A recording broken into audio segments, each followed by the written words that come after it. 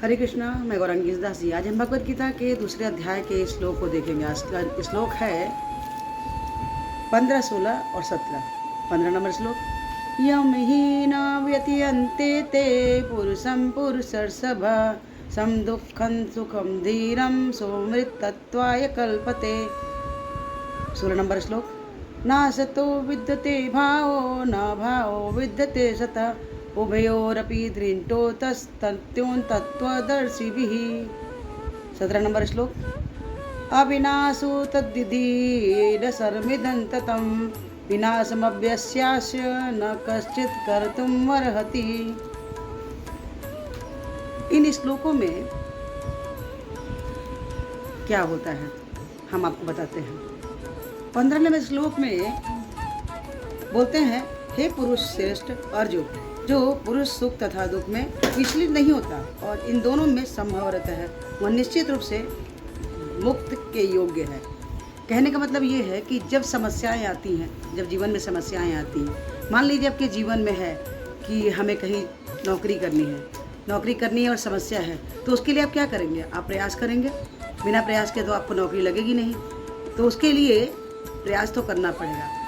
तो जो योग्य है उसको तो सफलता मिल ही जाएगी, ये पक्का है। जो उसके लिए तैयारी करके पहले से रखा हुआ है नौकरी के लिए, वो नौकरी करेगा ही। हाँ, ये है कि अगर वो सही तरीके से नहीं किया तो उससे थोड़ा सा मेहनत और करना पड़ेगा, लेकिन नौकरी लग जाएगी, है ना। आगे के श्लोक में क्या है?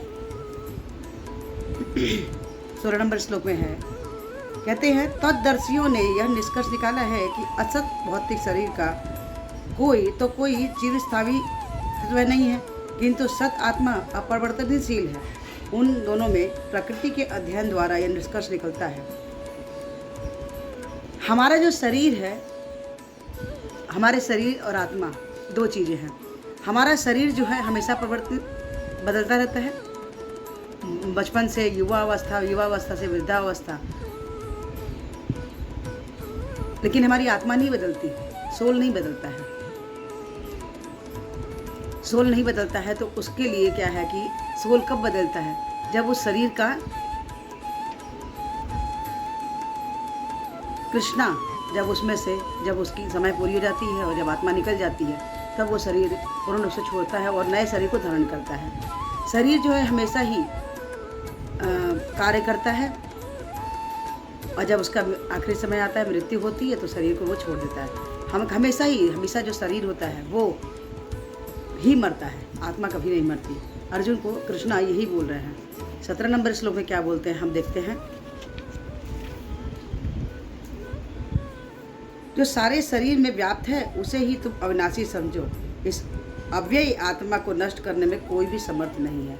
क्योंकि अर्जुन बार बार जो विचलित होते हैं कि मैं कैसे युद्ध करूं, मैं किस प्रकार युद्ध करूं, क्योंकि वो अपने भाई, चाचा, ताऊ, दादा, पितामह, द्रोणाचार्य, गुरु, सभी को, संबंधियों को देखकर वो विचलित हैं कि हम इनको मार कैसे सकते हैं। वो इतने ज़्यादा विचलित रहते हैं कि बार बार उनको कृष्ण समझाते हैं कि आप विचलित मत होइए, क्योंकि आत्मा तो मरती नहीं है। आप मारोगे भी तो आप सिर्फ निमित्त मात्र बनोगे, और ये तो पहले से ही मर चुके हैं, क्योंकि इनका धर्म का साथ दिया इन्होंने, इस कारण से इनकी मौत तो हो रही है। आपको सिर्फ माध्यम बनना, निमित्त बनना है।